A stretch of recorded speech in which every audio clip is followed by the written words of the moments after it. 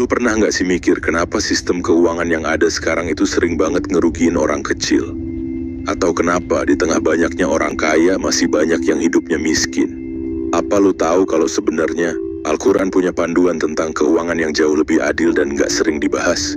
Di Al-Quran tuh ada ilmu keuangan yang jarang banget diajarin di sekolah atau kuliah, padahal kalau diterapin bisa bikin dunia keuangan jadi lebih seimbang. Mari kita bahas.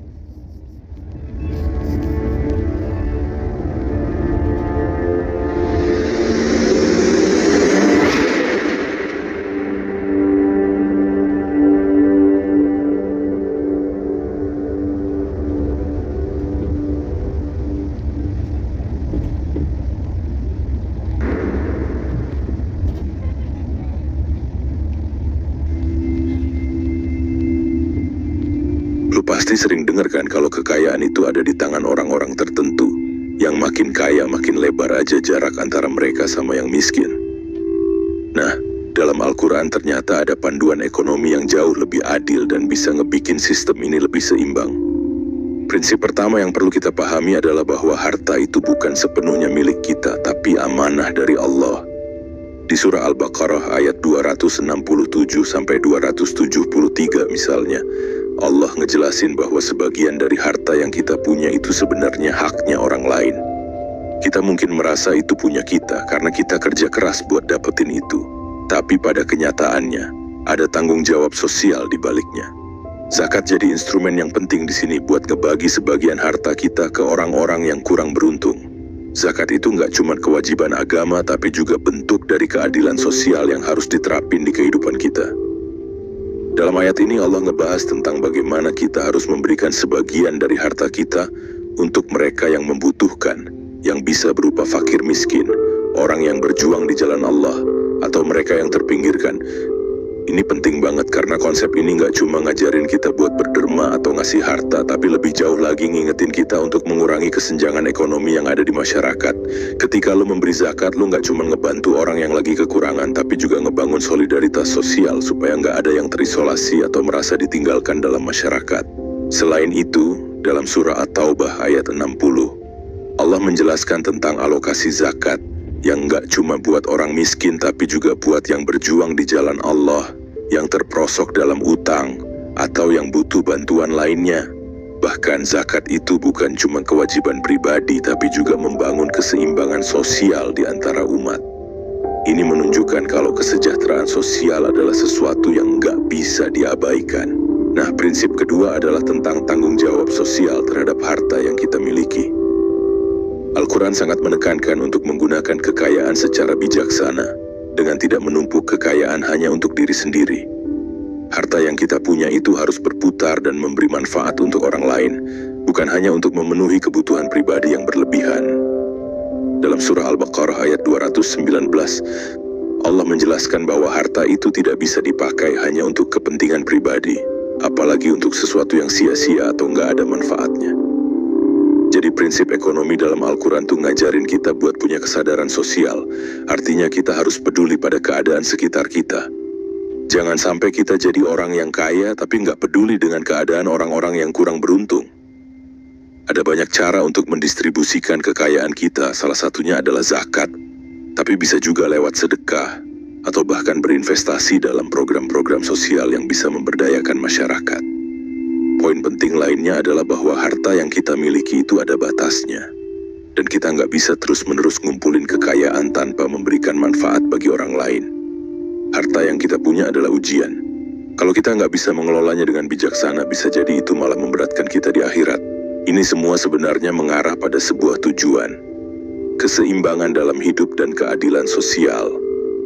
Dalam dunia modern sekarang, sistem ekonomi yang ada banyak banget yang lebih fokus ke akumulasi kekayaan individu. Sering banget kita ngelihat orang kaya yang makin kaya dan orang miskin yang makin terpinggirkan. Di Al-Quran, keseimbangan itu sangat penting. Gak ada yang boleh ngerasain kelimpahan sementara yang lain gak punya apa-apa. Jadi, lewat prinsip ini, kita diajarkan buat berbagi dan mengelola harta dengan bijaksana. Selain itu, Al-Quran juga ngajarin kita buat menghindari perilaku konsumtif. Konsumtif yang gue maksud di sini bukan cuma soal beli barang mahal, tapi lebih ke kecenderungan untuk menghabiskan harta untuk kepentingan pribadi tanpa memperhatikan orang lain. Al-Isra ayat 26-27 ngomongin hal ini, di mana Allah mengingatkan kita untuk nggak memboroskan harta dan menggunakan kekayaan dengan cara yang lebih produktif. Gue rasa ini penting banget buat kita yang hidup di zaman sekarang yang kadang lupa akan pentingnya keseimbangan ekonomi dan tanggung jawab sosial. Ketika lu punya lebih, itu berarti lu punya kewajiban lebih juga. Bukan cuma buat diri lu, tapi juga buat masyarakat sekitar lu. Zakat dan sedekah itu jadi bagian dari cara kita untuk meratakan kesempatan dan menciptakan keadilan sosial. Dengan kata lain, prinsip ekonomi dalam Al-Quran itu nggak hanya berbicara tentang bagaimana kita ngatur duit, tapi juga tentang bagaimana kita mengelola kekayaan untuk kebaikan bersama.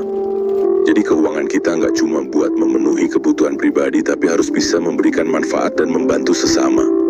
Itu yang menurut gue menjadi dasar utama dari prinsip ekonomi dalam Al-Quran.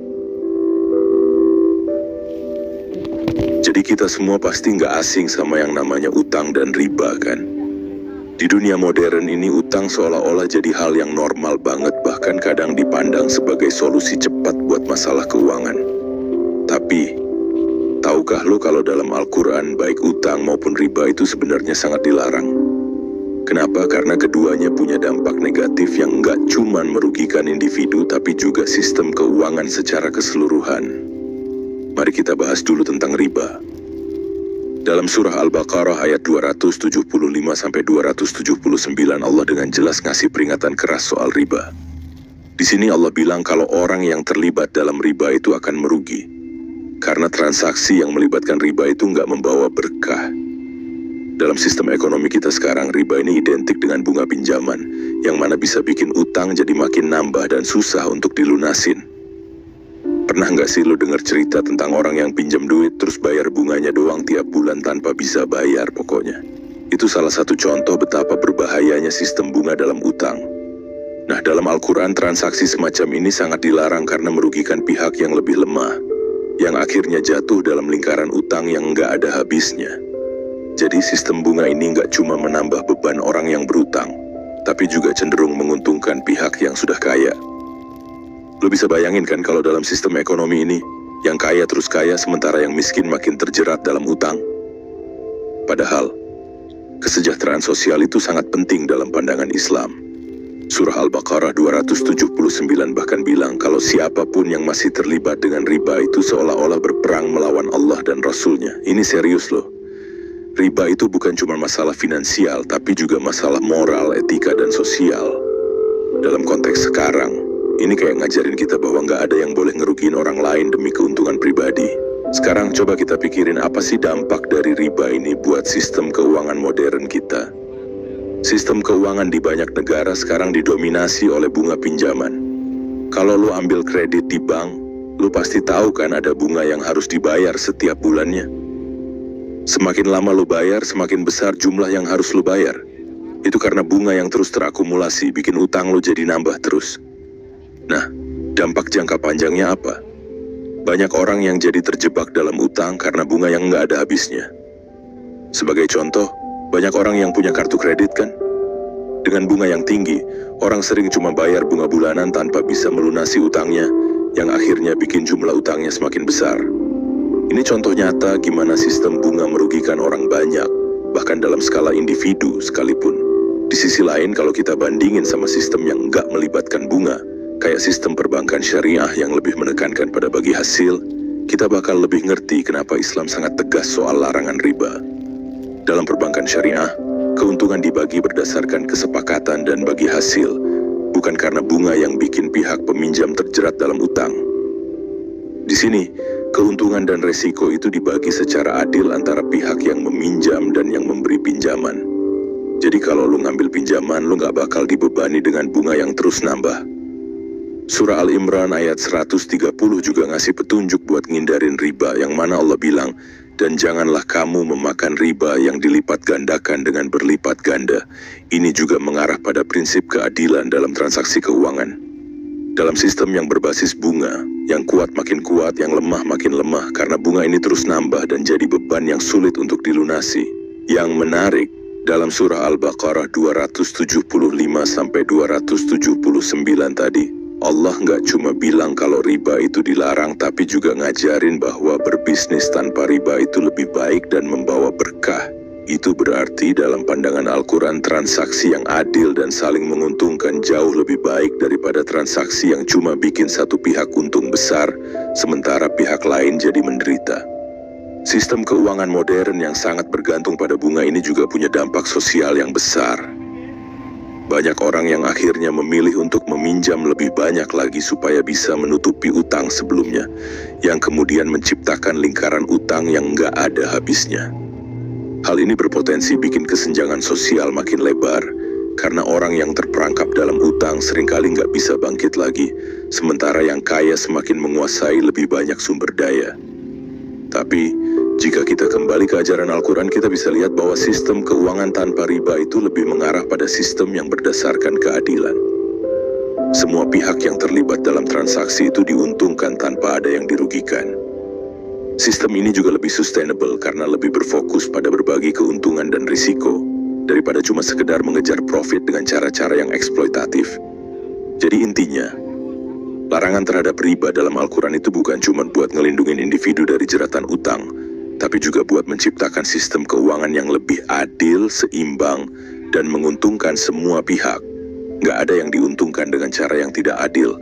Sebaliknya, sistem tanpa riba akan mendorong kesejahteraan sosial, mengurangi kesenjangan, dan yang paling penting memastikan bahwa keuangan yang kita kelola itu bermanfaat buat orang banyak. Lu pasti sering dengar kan tentang pentingnya kejujuran dan transparansi dalam kehidupan sehari-hari, terutama dalam hal keuangan. Tapi, lu sadar nggak sih kalau kedua hal ini tuh juga punya peran yang gede banget dalam dunia perdagangan dan transaksi keuangan, apalagi kalau lu ngelakuin transaksi dalam jumlah besar, misalnya jual beli properti atau transaksi bisnis. Di Al-Quran ada banyak banget ayat yang ngajarin kita untuk jujur dalam segala hal, termasuk dalam transaksi keuangan. Misalnya di surah Al-Baqarah ayat 282, Allah ngebahas tentang pentingnya menulis dan mencatat transaksi dengan jelas supaya nggak ada yang dirugikan. Intinya, lu harus pastiin kalau semua pihak yang terlibat ngerti dan setuju sama semua syarat dan ketentuan yang ada. Ini penting banget, apalagi buat lu yang sering berurusan dengan kontrak atau kesepakatan dalam bisnis. Kalau semua udah jelas dan dicatat, kemungkinan buat ada kesalahpahaman atau penipuan jadi lebih kecil. Kejujuran itu jadi hal yang harus dijaga bukan cuma buat orang yang jualan, tapi juga buat orang yang beli. Transparansi dalam hal ini adalah kunci utama supaya nggak ada pihak yang merasa dirugikan. Misalnya, lu lagi beli barang, kan lu pasti pengen tahu dong kondisi barangnya, apakah sesuai dengan deskripsi yang ada, atau jangan-jangan barang yang lu beli nggak sebagus yang lu kira. Nah, kalau lu sebagai penjual nggak jujur, lu bisa aja nipu pembeli dengan ngasih informasi yang nggak sesuai. Dan ini bikin transaksi lu jadi nggak sehat. Contoh kecil aja nih, misalnya lu beli barang bekas di marketplace atau e-commerce. Kalau si penjual nggak jujur, dia bisa nyebut barang itu masih mulus padahal udah ada kerusakan atau cacat.